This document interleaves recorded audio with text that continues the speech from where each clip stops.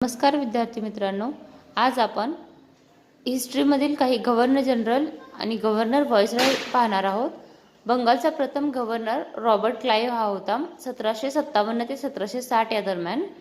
बंगालचा प्रथम governor general Warren Hastings होता 1773 ते 1785 या दरम्यान आणि शेवटचा गव्हर्नर जनरल वॉरेन हेस्टिंग्ज हा होता। भारताचा प्रथम गव्हर्नर जनरल विल्यम बेंटिंक होता 1828 ते 1835 या दरम्यान।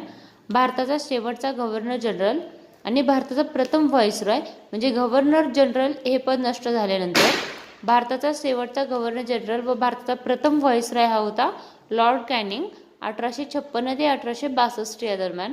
स्वतंत्र भारताचा प्रथम गव्हर्नर जनरल होता लॉर्ड माउंटबॅटन 1947 ते 1948।